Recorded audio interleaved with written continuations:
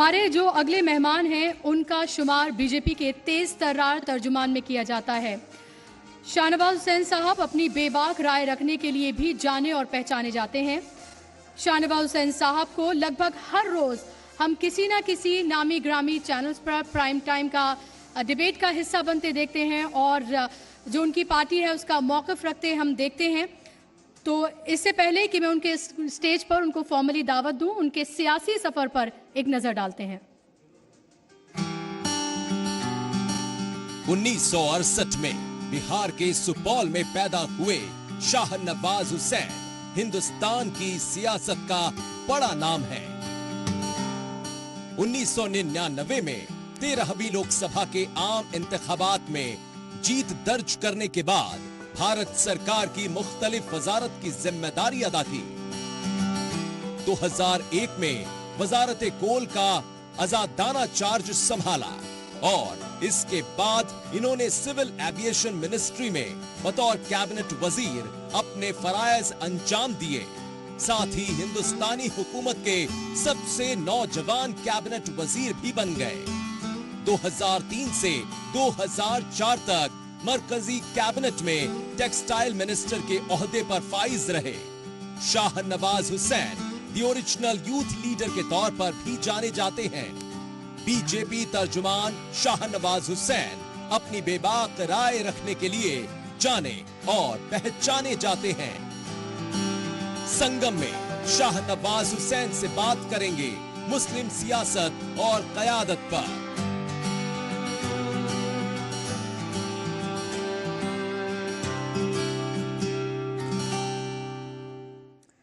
और अब मैं फॉर्मली दावत देना चाहूँगी शाहनवाज हुसैन साहब को कि वो स्टेज पर आएँ और मैं बुलाना चाहूँगी पुरुषोत्तम जी को भी और साथ ही मोहम्मद आरिफ को, रेक्स रेमेडीज के डायरेक्टर, की फूलों का गुलदस्ता देकर बाज़ाब्ता तौर पर उनका इस्तकबाल करें।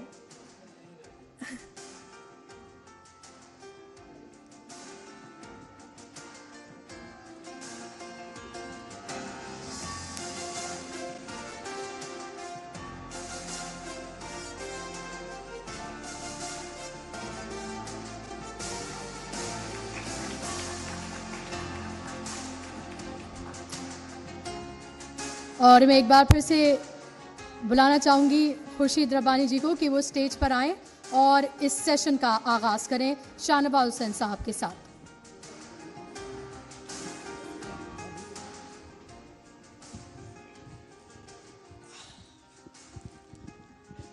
बहुत बहुत इस्तकबाल शाहनवाज हुसैन साहब आपका। और जैसे बात हो रही थी अभी नकवी साहब बता रहे थे कि किस तरीके से मोदी हुकूमत अक़लियती तबके की तरक्की के लिए, फलाह बहबूदी के लिए काम कर रही है। हम तो उम्मीद कर रहे थे कि आप भी हिस्सा होते हुकूमत का, लेकिन वक्त की बात है, नहीं हो पाया। अब ये बताइए, मुस्लिम क़यादत की अगर हम बात करें, मौलाना अबुल कलाम आज़ाद के बाद कोई मुस्लिम लीडर इस मुल्क में ऐसा नहीं हुआ जिसकी एक आवाज़ पर पूरा ही तबका वो लब्बैक कह सके। देखिए, पहला सवाल तो ये है कि शुक्रिया कि आप मेरे लिए अच्छा सोचते हैं और उम्मीद करते हैं। ये सही है कि मैं भारतीय जनता पार्टी से लगातार 3 लोकसभा जीता हूँ, 13वीं, 14वीं, 15वीं लोकसभा। 16वीं लोकसभा में लेस देन 1% वोट से मैं रह गया। तो हमारे यहाँ 2 तरह से काम होता है। नरेंद्र मोदी जी की क़यादत में सरकार चलती है और अमित शाह जी की क़यादत में संगठन चलता है।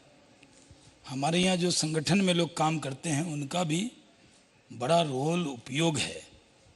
और मैं पार्टी का एहसानमंद हूँ कि पार्टी ने मुझे कौमी तर्जुमान भी बना रखा है और पार्टी की जो high power decision making body है, सेंट्रल इलेक्शन कमेटी, जो उम्मीदवार तय करती है, उसका मैं 5वीं बार लगातार सदस्य हूँ। ये भी आपने कहा कि पिछले सेशन में लोग टिकट की बात, मैं अभी देख रहा था कि ओवैसी साहब का एक बयान आया था कि जो मुस्लिम उम्मीदवार खड़े हों तो उनको वोट देना चाहिए। लेकिन मुस्लिम उम्मीदवार अगर बीजेपी से खड़े हों तो उसके लिए भी सबको अपील करनी चाहिए। तब तो सब लोग मिलकर उसको हराने के लिए पूरी कायनात लग जाती है। और ऐसा माहौल बना दिया जाता है कि जो नरसिम्हा राव जिस पार्टी में थे उसमें काम करने वाले लोग सेकुलर हैं, जन्नत के दरवाजे पे खड़े हैं, और वाजपेयी मोदी के साथ काम करने वाले लोग जहन्नम के दरवाजे पे खड़े। तो इस मुल्क में ये सियासत है। सियासत में सियासी मुद्दे सियासत के वक्त रहते हैं, लेकिन जब चुनाव होता है, मैं किशनगंज जहाँ सबसे बड़ी मुस्लिम आबादी है वहाँ से भी एक बार लोकसभा जीत के आया हूँ। 98 में भी लड़ा था तो सिर्फ 6000 वोट से रह गया था, 99 वहाँ से जीता। और जहाँ भागलपुर, जहाँ हिंदू मुसलमान के बहुत बड़े फसाद हुए, आज़ादी के बाद कोई भी मुस्लिम को किसी पार्टी ने उम्मीदवार नहीं बनाया, वहाँ जहाँ कहीं राजीव गांधी जी के दौरे इक़्तिदार में जो कांग्रेस ख़त्म हुई, उसकी एक वजह भागलपुर दंगा भी कहा जाता है। वहाँ से को भी मैंने रिप्रेजेंट किया, जहाँ 85% हिंदू रहते हैं और 15% मुसलमान रहते हैं।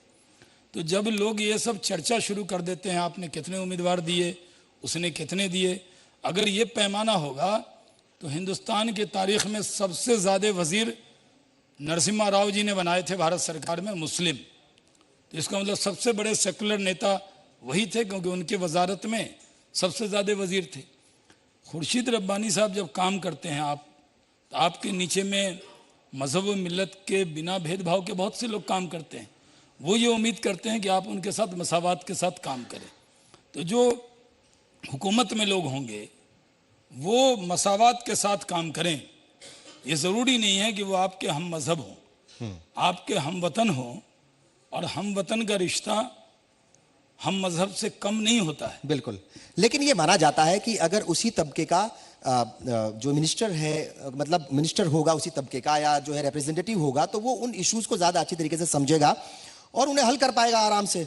तो शायद इसीलिए हर कोई कम्युनिटी चाहती है कि उसका रिप्रेजेंटेटिव जो है वो हाउस तक पहुंचे और फिर वजीर बने। देखिए, हिंदुस्तान में जहाँ मज़हब के नाम पर भी दो तरह की, कहीं पे जाएंगे तो मज़हब के नाम पर चर्चा रहती है जी, और हिंदुस्तान में कास्ट के नाम पर भी चर्चा रहती है।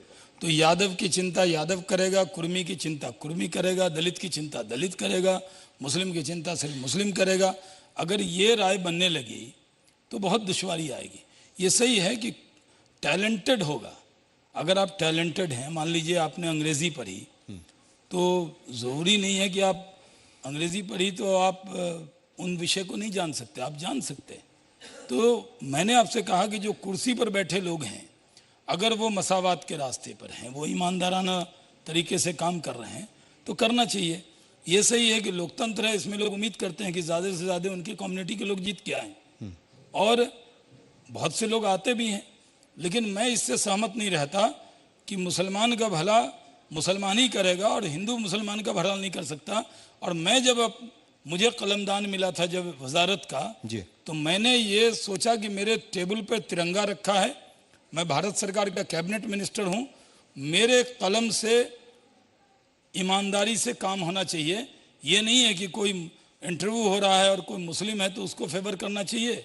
आप यही तो चाहेंगे ना कि मजहब के नाम पर आपके साथ भेदभाव ना हो। बिल्कुल ठीक है। लेकिन आप भी जब कलमदान पकड़ें तो आप भी मजहब के नाम पर बिल्कुल भेदभाव न करें।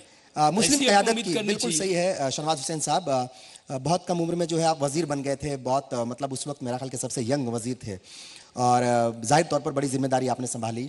अभी भी पार्टी में अपनी बहुत सारी जिम्मेदारियां जो हैं वो आप निभा रहे हैं, या जो आपको सौंपी गई हैं वो आपने कहा कि आपको पार्टी के अंदर उस डिपार्टमेंट में रखा है जहां पर वोट जो है टिकट्स की, जहां से टिकट तकसीम होते हैं या तय होता है कि किसको टिकट देना है किसको नहीं देना है।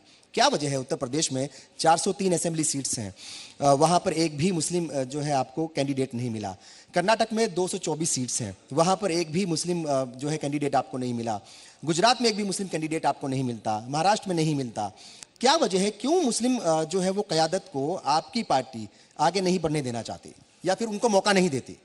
देखिए, उत्तर प्रदेश में ये तो याद दिला रहे हैं कि एक टिकट नहीं दिया, लेकिन सामने वजीर बैठे हैं बिना टिकट दिए भी। जब महंत योगी आदित्यनाथ जी मुख्यमंत्री बने तो हमने अक़लियत कम्युनिटी से एक वजीर बनाया। मुझे तो एक बात की गारंटी दिलाई है कि अगर ज़्यादा टिकट हम दें तो हमारे ज़्यादा उम्मीदवार को कैंपेन आलोचना करना, सिर्फ हमारे बारे में तंज करना, बीजेपी टिकट नहीं दे रही है। और मैं कुछ बातें कह नहीं सकता, वो कई बार बार बार कहना भी ठीक नहीं है। क्या ये सही नहीं है कि जब बीजेपी टिकट दे देती है तो उसके खिलाफ क्यों इतना बड़ा कैंपेन हो जाता है? जो लोग सियासत में नहीं होते हैं वो भी मजहबी चश्मे से जाकर क्यों कैंपेन करते हैं? आप मुझे बताइए, राजस्थान की अगर हम बात करें, राजस्थान में गारंटी दिलाइए कि बीजेपी टिकट देगी, उसका बीजेपी के नाम पर मुखालफत बंद करेंगे। राजस्थान में 200 असेंबली सीट्स है सर, जब हम और वहाँ 4 टिकट दिए थे सर, जब हम टिकट नहीं देते तो कहते हैं मुसलमानों को टिकट नहीं दिया, और जब हम टिकट देते हैं तो उसके लिए बाज़ाब्ते मस्जिदों से भी ऐलान कर देते हैं कि इसको चुनाव नहीं जिताना। मैं खुद उसका भुक्तभोगी हूँ। पूछिए किसी से कि हुआ कि नहीं ऐलान।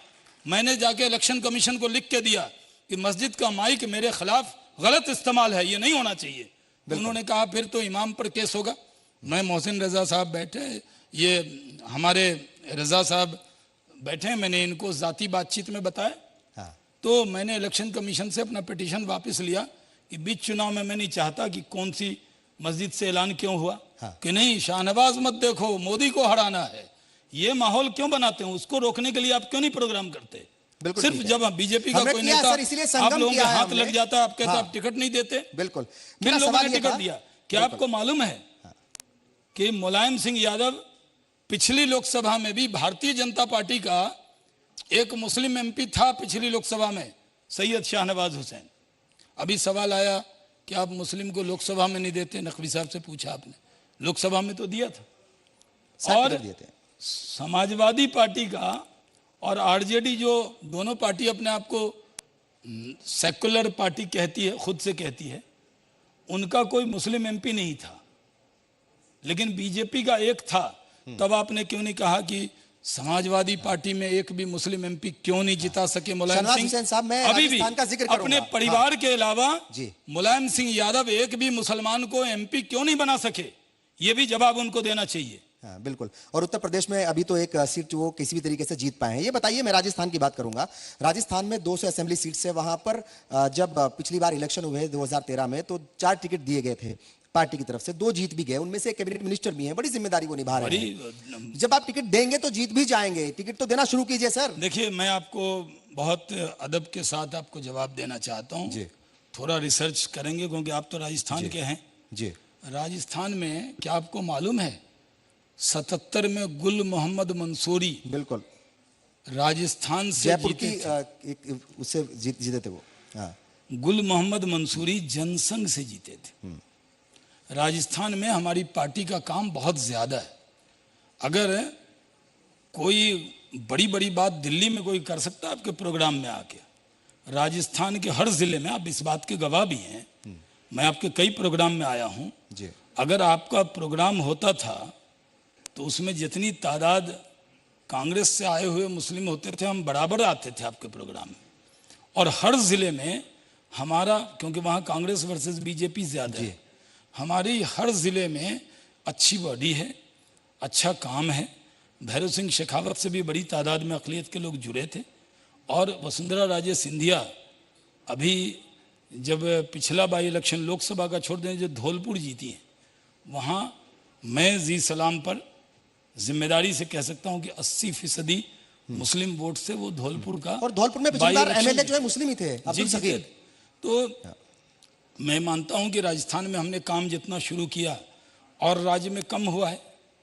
अब जैसे बिहार में कभी ऐसा नहीं हुआ कि हमने किसी मुस्लिम को टिकट न दिया हो, लोकसभा में भी और विधानसभा में भी। विधानसभा में हमने अमौर में जिताया था। पिछले विधानसभा में बिहार में अमौर से भारतीय जनता पार्टी का एक मुस्लिम एमएलए था। और भी मध्य प्रदेश में भी एक हमारे अंसारी साहब मध्य प्रदेश से कैबिनेट मंत्री थे जी। उमा भारती जी से पहले जब बाबूलाल गौर के टाइम में और पटवा जी के वक्त में। पर तो साहब, हाँ, आपको लगता है कि मैं ये दावा नहीं करता, बहादुर है आपकी पार्टी के, वो खेल बिगाड़ देते हैं। चूंकि राजस्थान की अगर बात करें, वहां के जो मुस्लिम तबका है या वहां का जो मुस्लिम तबका है, वो मुस्लिम वोटर्स हैं, वो बीजेपी से उतनी ज्यादा दूरी नहीं बना करके रखते, लेकिन उसकी जिम्मेदारी दोनों के ऊपर है। वो जो मुस्लिम तबका है उसके ऊपर भी और पार्टी की तरफ से भी कोई ऐसा बयान नहीं आता मोटे तौर पर। लेकिन बाकी जगहों पर, चाहे वो बिहार की बात कर लें, उत्तर प्रदेश की बात कर लें, दूसरे स्टेट्स की बात कर लें, जो आपकी पार्टी के बयान बहादुर हैं, वो हर वक्त हाथ में जो है वो वीजा रखते हैं, पासपोर्ट रखते हैं और थमा देते हैं कि चले जाइए पाकिस्तान। आपको लगता है जो बयान है उनका भी बहुत ज्यादा नुकसान होता है और इसी वजह से जो मुस्लिम तबका है वो थोड़ा दूर है, अभी भी थोड़ा क्या अच्छा खासा दूर है बल्कि? देखिए, हमारी पार्टी बहुत बड़ी पार्टी है जी। हमारी पार्टी में गूगल पे जाइए, नेट पे निकालिए, राष्ट्रीय अध्यक्ष का नाम अमित शाह जी है, उसके बाद उपाध्यक्ष हैं, महामंत्री हैं, पार्टी के 7 प्रवक्ता हैं और कुछ पैनलिस्ट हैं, तो उनको भी टेलीविज़न वाले लिख देते हैं प्रवक्ता, और फिर आप लोग कहते भी हैं आप तो वरिष्ठ नेता हैं बीजेपी के। पार्टी के किसी प्रवक्ता ने बयान वापस लिया, राष्ट्रीय अध्यक्ष ने लिया, हमारे प्रधानमंत्री ने लिया। ठीक है, लोकतंत्र है, लोगों की राय रहती है, बयान देने वाले सब जगह होते हैं। हमारे बयान देने वालों को आप बहुत गंभीरता से लेते हैं, और जगह जो लोग बयान देते हैं उनको उतनी गंभीरता से आप नहीं लेते। तो पार्टी का स्टैंड है सबका साथ सबका विकास, पार्टी सबको साथ लेकर चलती है, इसमें कहीं कोई दुश्वारी नहीं। और हम जब सबका साथ सबका विकास कहते हैं, तो जैसा नकवी साहब ने कहा कि उज्ज्वला योजना है, तो आबादी से ज़्यादा मुस्लिम को मिला। अगर हम नाम नेहाज सेकुलर पार्टी होते तो हम कहते देखिए हमने इतने मुसलमानों को गैस बांटा। हमने नहीं कहा, क्योंकि हम जानते हैं कि इसमें कांग्रेस का बहुत बड़ा हाथ है, नहीं तो उनको इतना गैस नहीं मिलता। उन्होंने गरीब बनाया, गरीबी रेखा के नीचे वो ले गए, तो गरीबी रेखा के नीचे वो थे तो उनको गैस ज़्यादा मिलना था। यानी उन्होंने बड़ी मेहनत करके गरीब रखा 60 साल तक उनको, तो इसलिए मिला। अगर अब BCD जितनी इंटरव्यूज होते हैं, पहले कहते थे मजहब के नाम पर भेदभाव होता है, तो अब जब जितना डिजिटलाइज होगा, गवर्नमेंट जितनी डिजिटल होगी, उतना मजहब या जात के नाम पर भेदभाव खत्म होगा। नरेंद्र मोदी जी ने नीचे सब इंटरव्यू खत्म कर दिए। अब मैं तो ये क्रेडिट नहीं लेता, लेकिन मैं कहूँ अगर पहले IAS इतने आते थे, अब ज़्यादा आ रहे हैं। वैसे बच्चे अपने लिए पढ़कर आ रहे हैं, लेकिन माहौल हम बना रहे हैं। सच्चर कमेटी की रिपोर्ट क्या कहती थी कि मुसलमान गरीब है, पिछड़ा है, बेरोजगार है, किसने बनाया? देखिए, लोग कहते हैं कि क्रेडिट लेने में जो है आपका कोई सानी नहीं है, आपकी हुकूमत का और आपकी पार्टी का। भाई अगर जो है UPSC एग्जाम पास कर रहे हैं, यहाँ पर जफर महमूद साहब भी बैठे हुए हैं, जफर महमूद साहब भी बैठे हुए हैं, वो बाकायदा जो है एक इदारा चलाते हैं जहाँ से बहुत सारे बच्चे हैं, हमेशा उनकी कोचिंग सेंटर से निकलते हैं। मैंने लिहाज रखा, क्रेडिट जो है वो आप क्यों ले रहे हैं? भाई वो तो उनको लेनी दीजिए, उनको काम करने दीजिए। मैंने बोलते वक्त, आपके सब लोग गवाह हैं, मैंने बोलते वक्त कहा कि हमने कहाँ लिया क्रेडिट, आपने सुना नहीं, मैंने ये कहा। अच्छा, मुस्लिम क़यादत की बात सर, हम ये कह रहे हैं कि अगर गरीब हुए मुस्लिम, किस वजह से हुए? मैं चाहता हूं तालीम की तरफ जोर हो। वाजपेयी जी ने एक बड़ा काम किया, मैं उस सरकार में वजीर था, उन्होंने 2 काम ऐसे किए, सर्व शिक्षा अभियान, और आपको याद है यहाँ पे कुछ उलमा बैठे हैं, मदरसे पर एक रिपोर्ट आ गई थी, मैं सारे उलमाओं को लेके वाजपेयी जी के पास गया था, और वाजपेयी जी ने कहा कि मदरसा इल्म का सरचश्मा है, वो कोट है, गूगल कीजिए, और उस पर हमें किसी को कोई शक नहीं है। पार्लियामेंट के अंदर भी गृह मंत्री के तौर पर उस वक्त अडवाणी जी का बयान था कि मदरसा में कोई भी टेररिस्ट एक्टिविटी नहीं होती, रिकॉर्ड पर है, ये कहा। और मैंने बयान दिया था कि मैं मदरसा मोहम्मदिया सुपौल में पढ़ा हूँ, अगर मदरसा में पढ़ने वाले आतंकवादी होते हैं तो पहली नज़र मेरी पे होनी चाहिए। हाँ, पर आपकी पार्टी की तरफ से ऐसे बयान आते हैं, कुछ लोग देते हैं बयान। नहीं, मैं शाहनवाज ही नहीं हूँ ना जी। मैं कई बार बयान देता हूं तो लोग कहते हैं भाजपा ने कहा, मैंने कहा, मैं इंडिविजुअल, मेरी हैसियत नहीं है कहने की, मैं पार्टी के बिहाफ पे देता हूं, और कभी पार्टी ने नहीं कहा कि आपने बयान ऐसा क्यों दिया। मैं आपसे कहता हूं, सर्व शिक्षा अभियान में लोगों को दिन का खाना मिलने लगा, कॉपी किताब कलम बंटने लगा, तो बड़ी तादाद में अक़लियत के बच्चे भी आए, दलित समाज के बच्चे भी आए। अब स्कूल एजुकेशन की तरफ जोर है। अगर मदरसा में जहाँ एजुकेशन है, जैसे केरल में मैंने कई मदरसों में जाकर देखा, दीनी तालीम के साथ दुनियावी तालीम पर भी वो जोर दे रहे हैं, तो बहुत अच्छी बात है। तालीम पर जितना जोर दिया जाएगा उसका उतना फायदा कम्युनिटी को मुस्लिम बाद में होगा। मुस्लिम क़यादत की बात हो रही थी साहब, और ऐसा लग रहा था कि मुस्लिम क़यादत जो है नहीं। मेरा पहला सवाल भी वही था कि मौलाना अबुल कलाम आज़ाद के बाद कोई ऐसा लीडर नहीं मिलता, लेकिन फिर हम ये भी देखते हैं साथ ही साथ कि हर जगह पर हमें मुस्लिम लीडर ही नजर आते हैं। शाहनवाज हुसैन साहब क्या सोचते हैं, मुस्लिम क़यादत की कमी है या फिर ओवरफ्लो हो गया, मतलब हर जगह मुस्लिम क़यादत ही आपको नजर आती है? देखिए, किसी पार्टी का नेता होना और लीडर होना अलग बात है। और लीडर होना, ये जमीन आसमान का फर्क है। मौलाना आज़ाद लीडर थे, ये बात सही है कि मौलाना आज़ाद को की बातों पर जितना लब्बैक लोगों को कहना चाहिए था, अगर कहा होता तो और कम्युनिटी बहुत आगे रहती। दिक्कतें दुश्वारी थी। मैं आपके प्रोग्राम को बहुत लंबा नहीं ले जाना चाहता। मैं जानता हूं कि जब 47 में कांग्रेस में जो लोग काम करते थे, जब मुस्लिम लीग की बहियार बह रही थी, उनको भी कहा जाता था शो बॉय हैं, शो पीस है। कई बार मोहम्मद अली जिन्ना ने मौलाना आज़ाद के लिए ये बात कही, लेकिन मौलाना आज़ाद ने 10 तरह की तोहमतें, दिक्कतें सुनकर, गालियां सुनकर भी कौम के लिए और इस मुल्क के लिए काम किया है। लीडर, आप ये बता दें, आपको सर्वे करना चाहिए जी सलाम को, मेरा नहीं करना चाहिए। जितने भी मुस्लिम लोकसभा में चुनाव जीत के आते हैं और जब वो फिर से कौम जाते हैं चुनाव में, तो उस वक्त भी ये आवाज़ नहीं होती कि कौम उनको लीडर मानकर वोट कर रहा है। वोट तो पार्टी के नाम पे ही होता है, कम्युनिटी के नाम पर वो मांगते भी नहीं। जो नेशनलिस्ट पार्टी हैं, जो नेशनल पार्टी हैं, बड़ी पार्टी हैं, ऐसे तो आजकल क्षेत्रीय पार्टी के भी नेता टीवी पे राष्ट्रीय महामंत्री लिख देते हैं। इलेक्शन कमीशन में जाके देखिए तो रजिस्टर्ड है वो राज्य की पार्टी, लेकिन उसके ये राष्ट्रीय नेता है, तो लिख देते हैं। लेकिन जो दो राष्ट्रीय पार्टी है, उनके नेताओं को भी क्या उस तरह की मदद मिलती है? नहीं मिलती है। ये बताइए साहब, ये जो लीडरशिप है ये डेवलप कैसे की जाए? चूंकि आपकी बातों से भी ऐसा लगता है और जब लोगों से बात करते हैं उससे भी ऐसा लगता है कि मुस्लिम तबका जो है वो लीडर्स के अंदर भी, पॉलिटिकल लीडर्स के अंदर भी फरिश्ते ढूंढता है। पॉलिटिकल लीडर को तो फरिश्ते की तरह ही देखते हैं, और उसके बाद उसके व्यवहार से बाद में उसके बाद में राय बदल लेते हैं। और क्या बुरी बात है अगर लीडर में ऐसा तलाशने की कोशिश हो, लीडर अच्छा हो, सही रास्ते पर चले, उसके बारे में राय बहुत अच्छी हो, ऐसी कोशिश तो होनी चाहिए। और मैं तो नहीं कह सकता, देखिए, अगर मैं कह दूं कि मुझे, मेरी पार्टी ने तो मुझे टेस्ट किया ना, किशनगंज जैसी जगह जहां 67 अब तो 70+ आबादी है, वहां टिकट दिया, हम गए, चुनाव लड़े, जीते तो आए। आप ही की तरह एक प्रोग्राम में एक बड़े अखबार के बड़े व्यक्ति ने मुझसे पूछा कि शाहनवाज हुसैन आप मुस्लिम हैं इसलिए मंत्री बने, तो मैंने उनसे कहा कि आप पंजाबी हैं इसलिए एडिटर बने। तो मैंने उनसे कहा कि जब मुस्लिम बनेगा तो आपको लगेगा कि मुस्लिम है इसलिए बना, ऐसा नहीं है। और मैंने उनसे तब कहा था कि भाई अगर मेरी पार्टी ने मुझको मौका दिया है और हम लोकसभा के अंदर जीत कर आए हैं, तो लोगों ने वोट दिया है तभी हम आए। बिल्कुल। एक आखिरी सवाल ये है साहब, 2019 जो है वो सामने है और वैसी साहब को देखते ही आप मेरे सवाल को आखिरी कर दे रहे हैं। कमाल आपके वक्त के हिसाब से बात हो रही है। 2019 के लिए क्या तैयारियां हैं? आपकी पार्टी किन एजेंडाज के साथ आवाम के दरमियान जाएगी और क्या मुस्लिम तबके को पहले के मुकाबले ज्यादा टिकट्स मिलेंगे? क्योंकि ये शिकायत है कि टिकट नहीं देते आप लोग।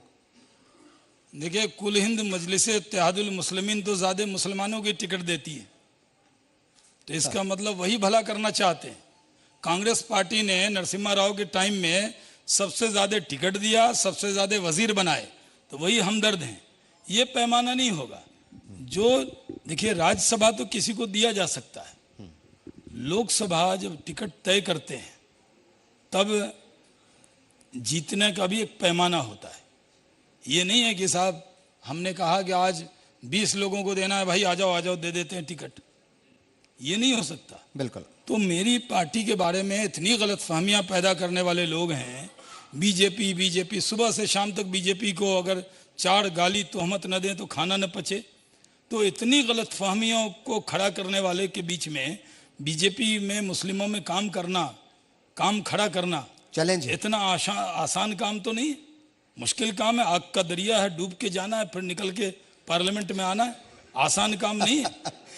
बिल्कुल, चलिए बहुत बहुत शुक्रिया सर, और जी, जी, उम्मीद बहुत करते हैं कि 2019 में ये जो आग का दरिया है, ऐसे जरूर आप जो है वो पार करेंगे बखूबी, और अगली बार आपको वजीर के तौर पर हम देखेंगे। बहुत बहुत शुक्रिया। बस 1 मिनट जो है आपको रुकना है। जी, बहुत शुक्रिया शाहनवाज हुसैन साहब। और अब मैं यहाँ पर बुलाना चाहूँगी श्री हरिवंश नागपाल और श्रीमती नीगू नागपाल को कि स्टेज पर आएँ हरिमुख योगमाया से, और जो एक नायाब एक खूबसूरत तोहफा है जी सलाम की तरफ से, वो उनकी नज़र करें।